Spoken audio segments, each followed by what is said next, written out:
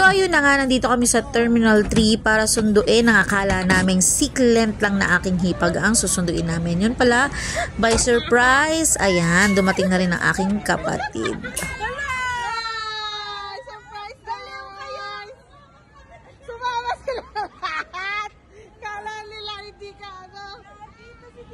So as you can see nga, ayun, punong-puno kami sa loob ng sasakyan at knowing na may dalawa pala kaming susunduin at talagang may bagahe pa.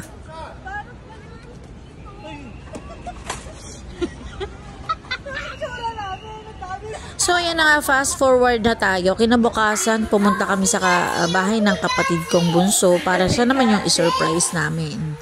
So while waiting, kasi nandun sila sa 3rd floor, kina Kuya Renzi, kaya nagantay kami na bumaba siya from the meeting avance.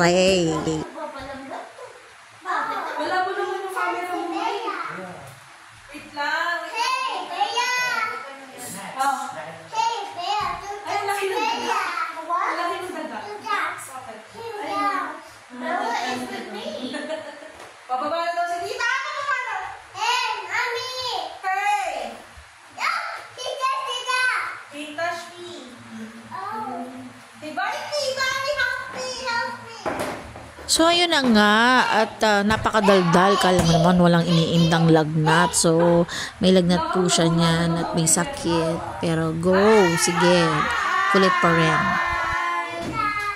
Ayan, at finally nakababa na ang aking bunsong kapatid, and ayan, pinaplansya na ang aming plano and the plot surprise, at nagtago na po ang aking kapatid na si Brodsky.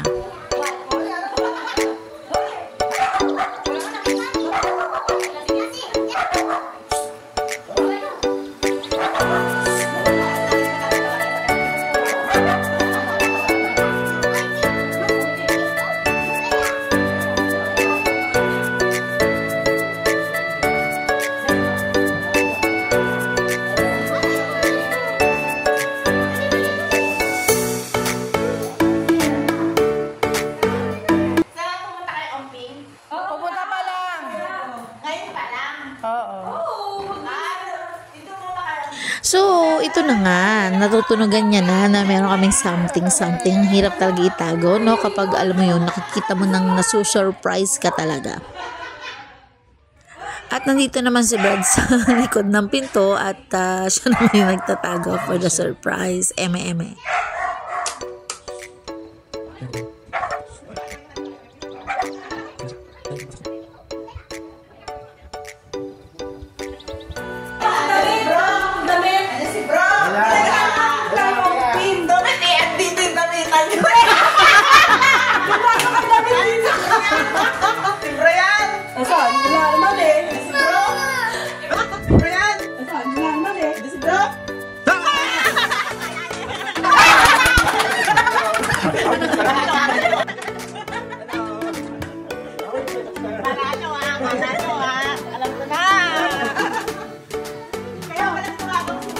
So this was the plan. This is it, Pansit. Thank you for watching, guys. God bless us all.